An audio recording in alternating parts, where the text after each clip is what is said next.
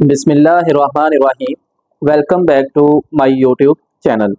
Dear students, आज हमारे पास टॉपिक है राइबोन्यूक्लिक एसिड, जिसे हम आरएनए का नाम भी देते हैं।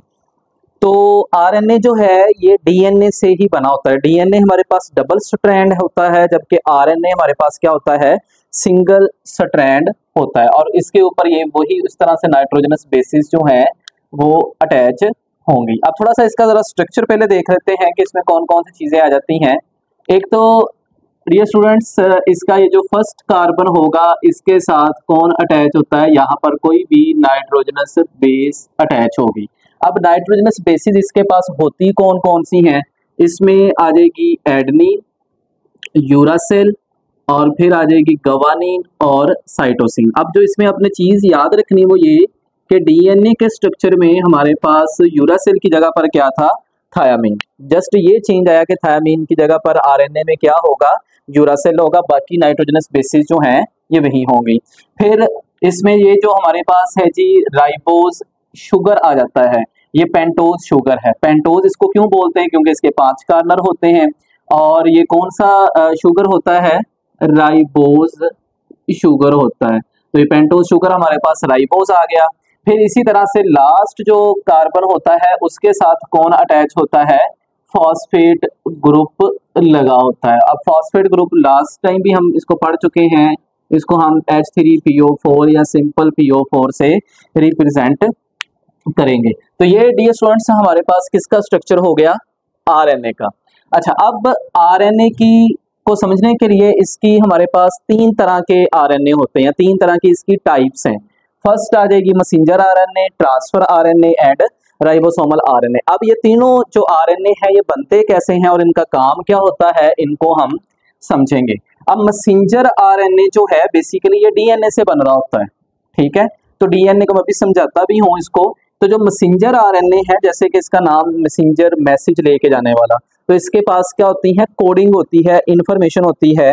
इस वजह से हम इसको क्या बोलते हैं, ये कैरी करेगा किस चीज को, जेनेटिक इंफॉर्मेशन को।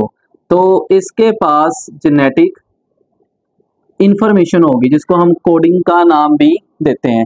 अच्छा, अब इसको समझने के लिए मैसेंजर आरएनए को आपको ये एक टर्म समझनी पड़ेगी जिसको हम ट्रांसक्रिप्शन का नाम देते हैं। अब स्टूडेंट, ट्रांसक्रिप्शन क्या होती है, ट्रांसक्रिप्शन का जो लफ्ज है ये ट्रांसक्रिप्ट से आपने याद रखना है।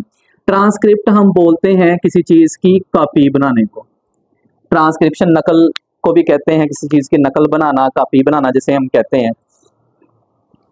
तो अब ये हमारे पास क्या है, डीएनए का स्ट्रैंड। अब ये डबल स्ट्रैंड होता है डीएनए का जो स्ट्रक्चर है, डीएनए से आरएनए का बनना। अब डीएनए से क्या बनाया जाता है, आरएनए को बनाया जाता है। इसको मैं इस तरह से शो करवा देता हूं, डीएनए से आरएनए का बनना ये क्या कहलाता है, ट्रांसक्रिप्शन। अब इसको ट्रांसक्रिप्शन, जैसे कि मैंने शुरू में लिखा कि इसको हम कॉपी कहते हैं, तो ये बिल्कुल ये जो आरएनए होगा ये इस डीएनए की क्या होता है, कॉपी होता है। और इसमें जो अब आपने चीज याद रखनी है, ये जो आरएनए है ये कौन सा आरएनए होगा, इसको हम नाम देंगे मैसेंजर आरएनए का नाम देंगे। और इसके ऊपर ये जो आपके पास नाइट्रोजनस बेसिस आपको नजर आ रही है, बेसिकली कोड्स हैं, इनको हम क्या नाम देंगे, कोड को कोडोन। तो ये कोडोन्स होते हैं जिनके ऊपर क्या होती है, सारी की सारी जेनेटिक इंफॉर्मेशन होती है। तो डियर स्टूडेंट्स, आप उम्मीद है कि बेसिकली ये दोनों टॉपिक्स हमारे पास अलग अलग से थे, लेकिन इनको अगर इकट्ठा करके आप समझेंगे तो आपको समझने में आसानी रहेगी। आई होप कि अब आपको समझ आ गया होगा कि मैसेंजर आरएनए कैसे बनेगा। ये ट्रांसक्रिप्शन के प्रोसेस में डीएनए से जो चीज बनती है, और ये एग्जैक्ट कॉपी होती है किसकी, डीएनए की। अब कैसे एग्जैक्ट कॉपी होती है, जैसे कि फर्ज करें अगर यहाँ पर एडेनिन लगा हुआ है तो यहाँ पर गवानीन है, यहाँ पर साइटोसिन है, तो इसी तरह से इधर भी ऐसे ही हमारे पास होगा। ये बिल्कुल इसकी कॉपी ही हमारे पास होगी।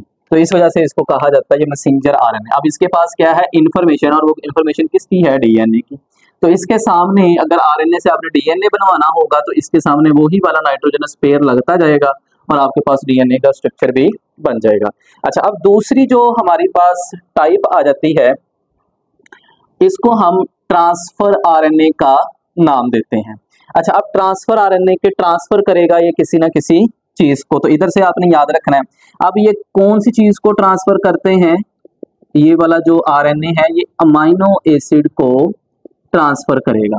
अब इसकी मैं अगर स्ट्रक्चर बनाऊं तो इसका क्लोवर लीफ एक होता है, उसकी तरह का इसका स्ट्रक्चर डियर स्टूडेंट्स पाया जाता है कुछ इस तरह से करके। अब ये वाला जो इसका ऊपर वाला हिस्सा होगा, यहाँ पर कौन अटैच होता है, इसके साथ आके अमाइनो एसिड अटैच होता है। तो ये अपने साथ अमाइनो एसिड को अटैच करेगा और ला के ये आगे हम पढ़ेंगे किसको देगा, राइबोसोम्स को देगा। अब वो हम अभी जब मैं आपको आगे ट्रांसलेशन को समझाऊंगा तो आपको समझ आ जाएगी। तो ट्रांसफर आरएनए का डियर स्टूडेंट्स क्या काम होगा, अमाइनो एसिड को ट्रांसफर करना।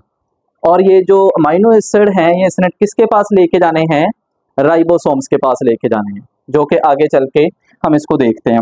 फिर आ जाते हैं हमारे पास डियर स्टूडेंट्स राइबोसोमल आरएनए, ये तीसरी टाइप है आरएनए की।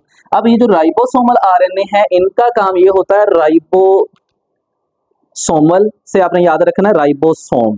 तो राइबोसोमल आरएनए वो जिसने राइबोसोम को बनवाना होता है, तो जो राइबोसोम को बनाता है उसे हम क्या बोलते हैं, राइबोसोमल आरएनए का नाम देते हैं। तो जो सेल होता है या उसका जो न्यूक्लियस है उसके अंदर फिर ये न्यूक्लियोलस की अगर हम बात करते हैं तो उसके अंदर राइबोसोमल जो सब यूनिट्स होते हैं, हमने पढ़ा था कि एक लार्जर सब यूनिट होता है और एक स्मॉलर सब यूनिट होता है। जैसे कि हम कहते हैं कि ये एक लार्जर सब यूनिट है और इसी तरह से ये क्या है, एक स्मॉलर सब यूनिट है। तो इसका काम ये होता है इन दोनों कंपोनेंट्स को क्या करना, एक दूसरे के साथ जोड़ना और जोड़कर क्या बना देना, राइबोसोम बना देना। अभी ये राइबोसोमल सब यूनिट्स हैं, इनको जोड़ दिया जाएगा तो ये क्या बन जाएंगे, राइबोसोम बन जाएगा। तो इधर मैंने लिखा हुआ है कंपोनेंट्स ऑफ राइबोसोम्स। तो ये कंपोनेंट राइबोसोम्स के जो कंपोनेंट्स हैं उनको ये आपस में जोड़ेगा और क्या बनाएगा, राइबोसोम्स को बनाएगा। अब मैं इसको अगर हम इधर इकट्ठा करें तो इसको मैं थोड़ा सा, जगह थोड़ी है तो इसको हम थोड़ा सा दोबारा से मैं बना लेता हूँ। ये हमारे पास क्या आ गया जी, लार्जर सब यूनिट आ गया और इसके साथ ला के इसने किसको जोड़ दिया, स्मॉलर सब यूनिट को। अब ये जो आपके पास पूरा होल जो स्ट्रक्चर बन गया, ये किस चीज का स्ट्रक्चर हो गया, राइबोसोम्स का। और राइबोसोम्स ने फिर आगे चल के क्या करना है, प्रोटीन बनवानी होती है। अब हम ये देखते हैं कि ये प्रोटीन जो राइबोसोमल आरएनए है या जिसे राइबोसोम का हम नाम देते हैं, ये प्रोटीन कैसे बनवाएगा। अच्छा, अब डियर स्टूडेंट इसको जरा मैं डिफरेंट कलर से कर लेता हूँ। अब ये हमारे पास क्या था, मैसेंजर आरएनए, इसको हम दोबारा से इधर मैंने इधर बनाया है तो ये हमारे पास क्या हो गया, मैसेंजर आरएनए। अब मैसेंजर आरएनए क्या चीज है, ये वो स्ट्रैंड है जिसके ऊपर सारी की सारी इंफॉर्मेशन मौजूद है, ठीक है, जो हमने पीछे पढ़ा भी इसकी टाइप। अब इसके साथ आके यहाँ पर कौन अटैच होगा, ये राइबोसोम आके अटैच होगा, ठीक है। तो ये पूरे का पूरा राइबोसोम, और ये किसने इसको आके इधर अटैच किया, राइबोसोमल आरएनए ने, क्योंकि राइबोसोमल आरएनए ने ही इसको बनवाया था। अब इतनी देर में क्या होगा कि ये जो हमारे पास ट्रांसफर आरएनए था ये इधर ला के क्या देना शुरू कर देगा, इसको अमाइनो एसिड पहुंचाना शुरू कर देगा। तो इसको भी हम इधर बना लेते हैं, ये हमारे पास स्ट्रक्चर आ गया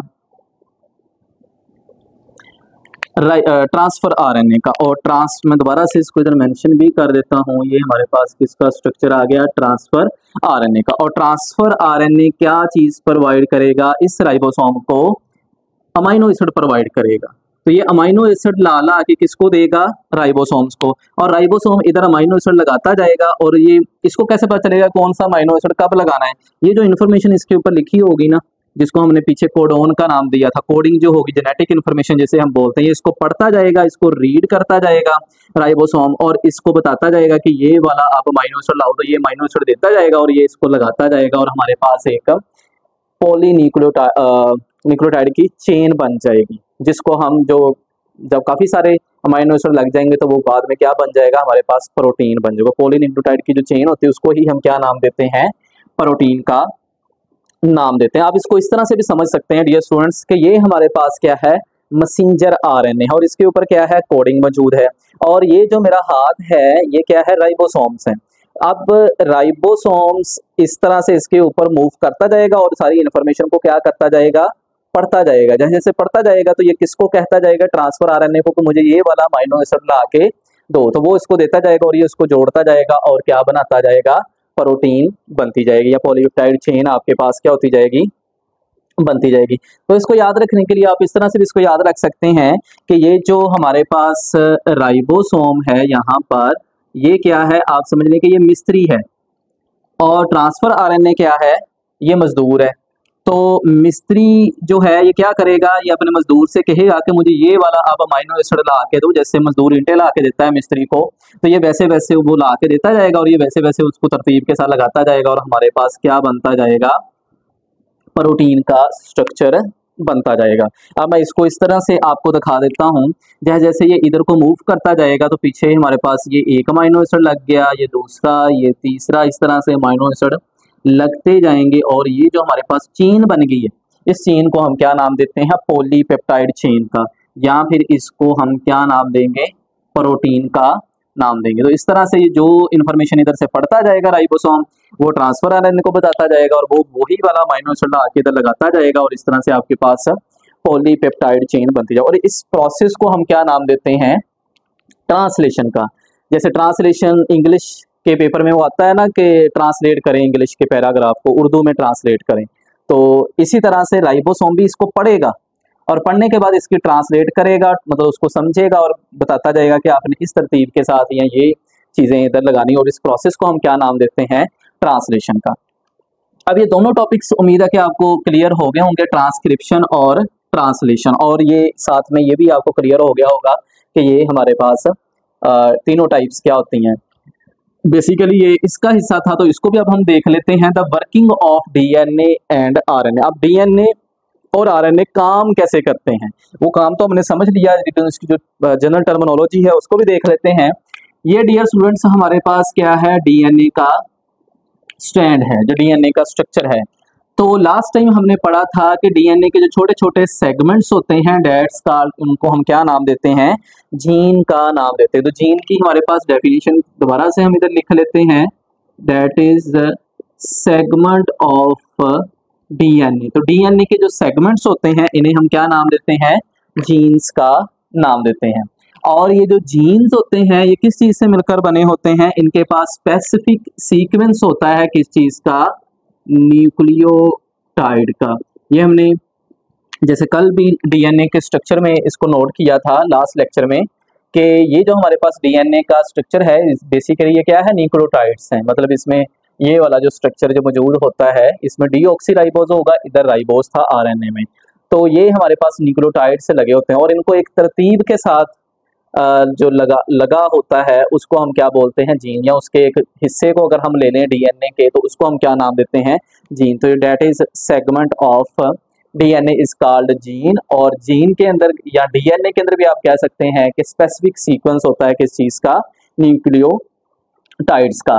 फिर इसमें ये जो हमारे पास ट्रांसक्रिप्शन आ जाती है, ट्रांसक्रिप्शन बोलते हैं डीएनए से आरएनए का बनना। ये बिल्कुल आरएनए जो होता है डीएनए की एक स्ट्रैंड की कॉपी होता है। और फिर दूसरा हमारे पास प्रोसेस आ जाता है ट्रांसलेशन। ये जो मैसेंजर आरएनए है, फिर इसके ऊपर जो इन्फॉर्मेशन होगी उसको ये राइबोसोम पढ़ेगा और पढ़ के जो इसे समझ आएगी वो वाली प्रोटीन ये बनाता जाएगा। तो इस प्रोसेस को हम ट्रांसलेशन का नाम देते हैं।